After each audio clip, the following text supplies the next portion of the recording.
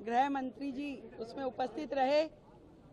इससे पहले की सरकार का जो रवैया था कि छोटे छोटे विषय जो दिल्ली के लिए बड़ी बड़ी दिक्कत देने वाले थे, और जितनी बार भी भारत सरकार के द्वारा डिटेलिंग मांगी गई, कभी भी दिल्ली की तत्कालिक सरकार के द्वारा सहयोग नहीं किया गया।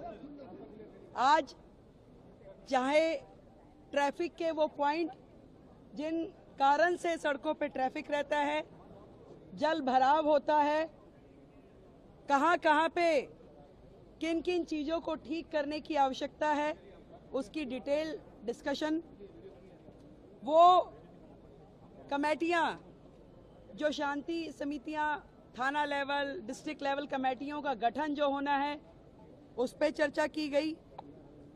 जो प्रोसिक्यूशन और कलेक्टर ऑफिस की कानून व्यवस्था में भूमिका होती है, उस पर चर्चाएं हुई।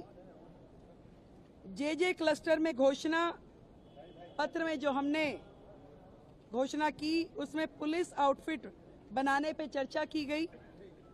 महिला सुरक्षा की दृष्टि से दिल्ली में उस पर भी प्राथमिक चर्चा हुई, और जल्द ही इस पे डिटेल्ड नीतियां बनाते हुए, काम करते हुए वो सारा विषय भी किया जाएगा। सीसीटीवी कोऑर्डिनेशन, उस विषय पे चर्चा हुई।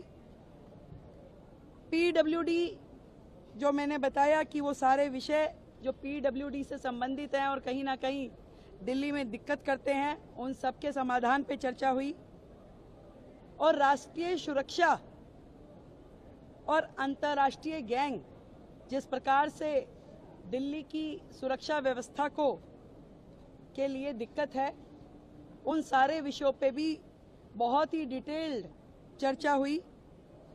मैं इतना कह सकती हूँ कि एक डबल इंजन की सरकार जिस तरीके से काम कर रही है बाकी राज्यों में भी, अब से दिल्ली में भी डबल इंजन की सरकार का एक अलग चेहरा नजर आएगा जनता को, और वो सारे विषय जो समन्वय के साथ में दिल्ली में समाधान होना चाहिए, उन विषयों का समाधान होगा।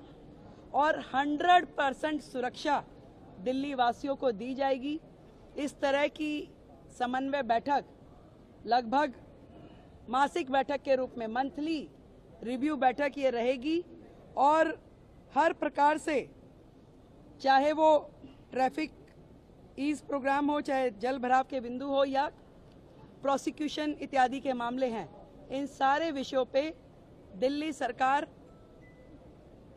केंद्र सरकार के साथ में मोदी जी के नेतृत्व में, आदरणीय गृह मंत्री जी के नेतृत्व में काम करेगी और दिल्ली को बेहतर व्यवस्थाएं देंगी।